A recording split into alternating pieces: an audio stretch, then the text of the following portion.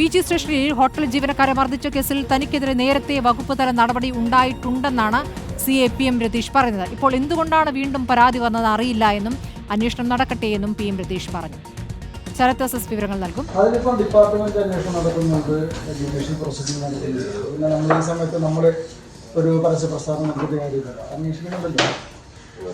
നിങ്ങൾ ഡിപ്പാർട്ട്മെന്റിലെ പിന്നെ നമ്മുടെ മുതിർന്ന ഉദ്യോഗസ്ഥരിൽ അന്വേഷിക്കുന്നുണ്ട്, നിങ്ങൾക്ക് അവിടെ അന്വേഷിക്കാം.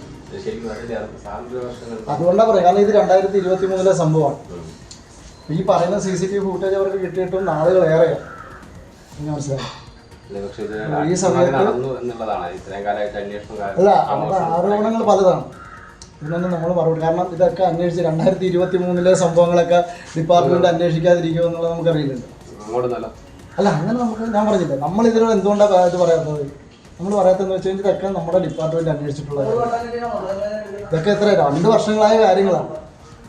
അപ്പോൾ അതുകൊണ്ട് എന്നെ സംബന്ധിച്ച് അതിന് ഇപ്പോഴത്തെ ഒരു പ്രസക്തി എന്ന് പറഞ്ഞപ്പോഴത്തേക്ക് നമ്മൾ അറിയാമല്ലോ, മീഡിയയിൽ അവരുടെ എന്തെങ്കിലും ഉദ്ദേശിച്ചിട്ടുണ്ടോ എന്ന് നമുക്കറിയില്ല.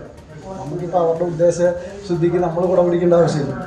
അതുകൊണ്ട് ഓൾറെഡി അല്ല, നമ്മുടെ പ്രതികരണം ഇത്രയേ ഉള്ളൂ. ഇതെല്ലാം നിങ്ങൾക്ക് അന്വേഷിക്കാം, എന്താണ് സംഭവിച്ചതെന്നുള്ളത് നിങ്ങൾക്ക് അന്വേഷിക്കാം. കാരണം ഓൾറെഡി അവർക്കെതിരെ ഒരു കേസുണ്ട്, അതിൻ്റെ ചാർജും കോടതി കൊടുത്തിട്ടുള്ളതാണ്. അങ്ങനെ നമുക്ക് തരാൻ പറ്റില്ല. കാരണം ഞാൻ വർക്ക് ചെയ്യുന്ന ഒരു പോലീസിലാണ്. നമുക്ക് ഇങ്ങനെയുള്ളൊരു കാര്യങ്ങൾ വരുമ്പോൾ നമുക്ക് മുതിർന്ന പോലീസ് ഉദ്യോഗസ്ഥരുടെ ഇത് കിട്ടാതെ നമുക്ക് മറുപടികളൊന്നോ ഒരു പരസ്യ പ്രസ്താവന നമുക്ക് നടത്താൻ പാടില്ല. എനിക്കെല്ലാം പറയാനുള്ളത് സീനിയർ ഓഫീസർമാരോട് പറയാം.